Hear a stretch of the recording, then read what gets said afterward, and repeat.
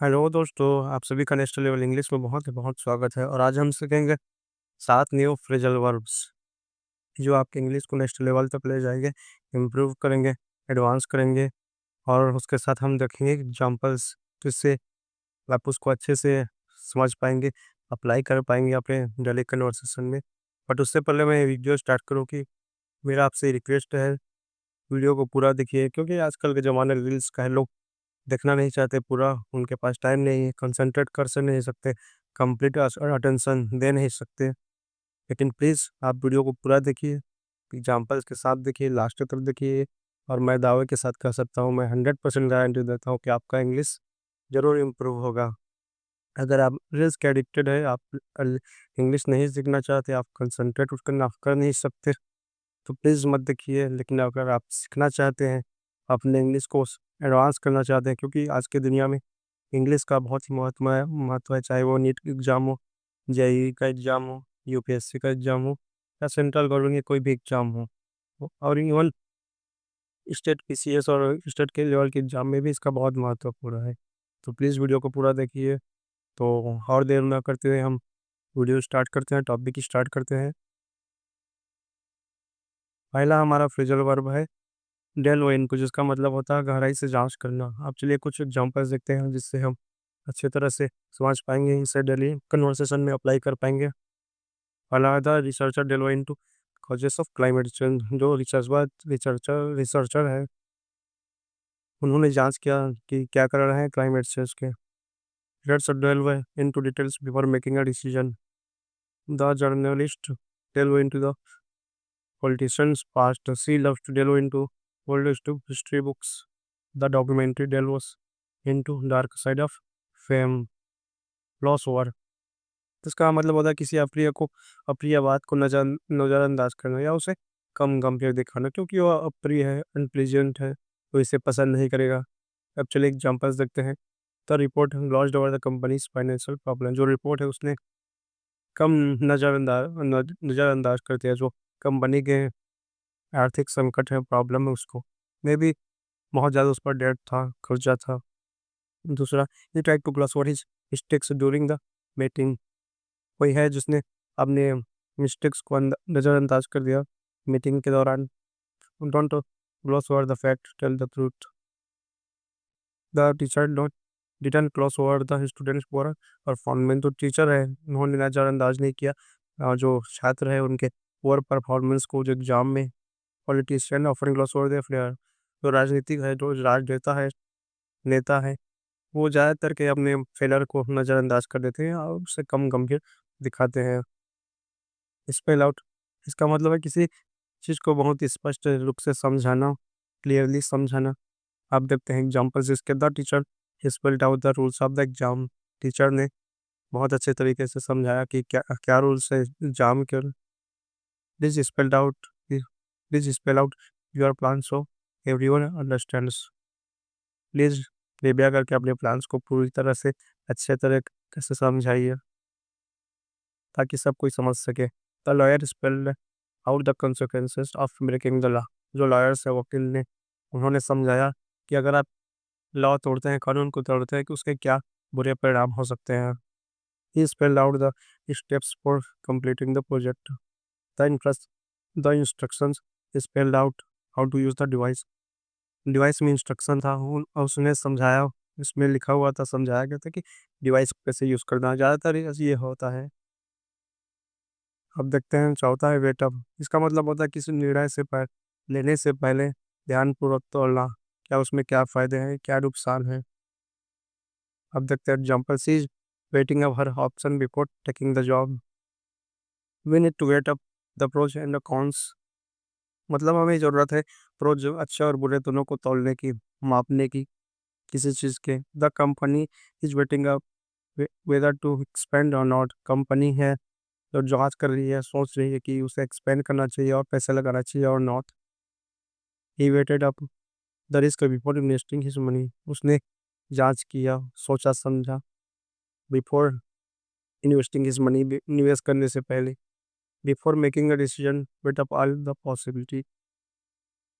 Decision में making से पहले, निर्णय लेने से पहले, अब जो पॉसिबिलिटी है, संभावना है, उसको वेट अप करो। टच अपॉन किसी विषय को संक्षेप में सुना, संक्षेप में वर्णन करना, डिस्कस करना, एक्सप्रेस करना।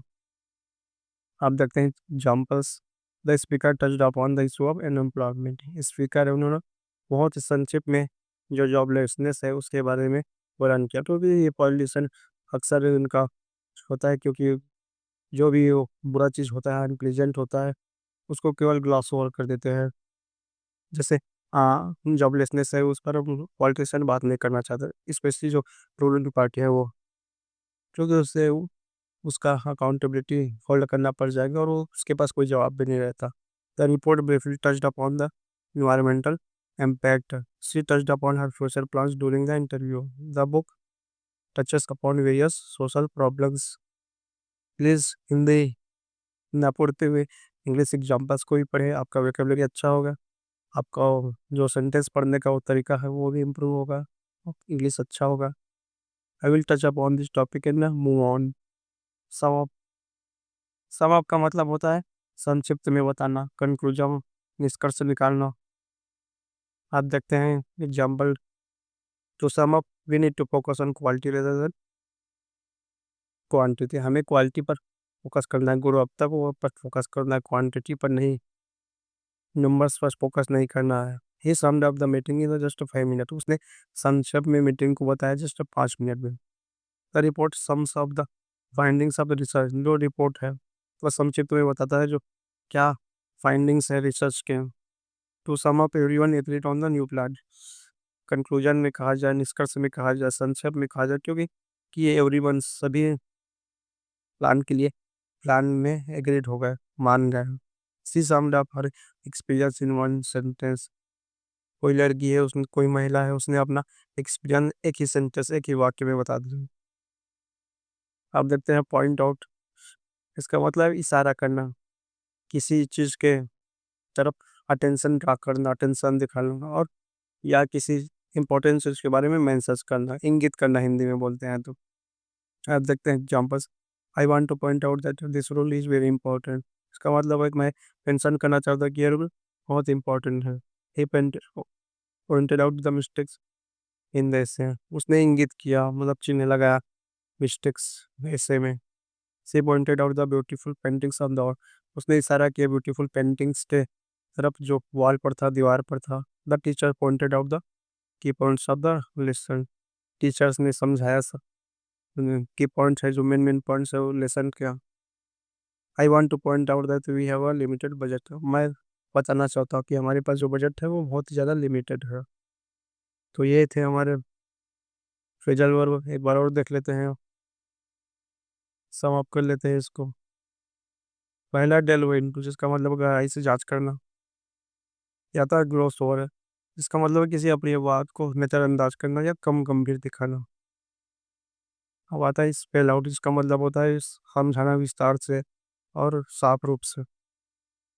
अब आता है चौथा वेट अप, किसी निर्णय से पहले इसको प्रोज और कॉन्स को देखना, अच्छे और बुरे को देखना, जो आपको भी करना चाहिए।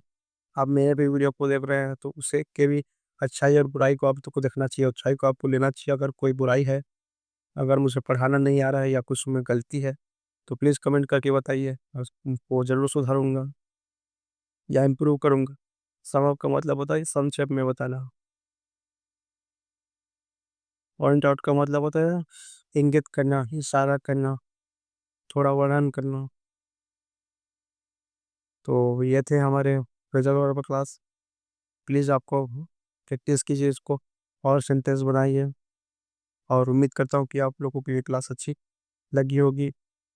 एंड उम्मीद करता हूँ कि आप लोग जो पिलर्स हैं इंग्लिश सीखने के लिए इम्पोर्टेंट, जैसे वोकैबुलरी है, हाँ, रीडिंग है, लिसनिंग है, राइटिंग है, स्पीकिंग है, उसको कर रहे होगे। अगर आप ये चीज़ रोज़ करते हैं, थोड़ा पेशेंस रखते हैं, हार्ड वर्क करते हैं और मेरे क्लास को देखते हैं, तो मैं दावे के साथ कर सकता हूँ कि आप लोग ज़रूर इंग्लिश सीख जाएंगे।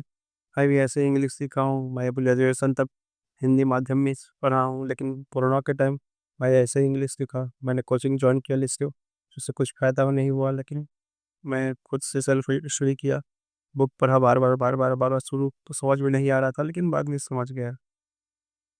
तो आज के लिए इतना ही था। मिलेंगे अगले क्लास में। धन्यवाद।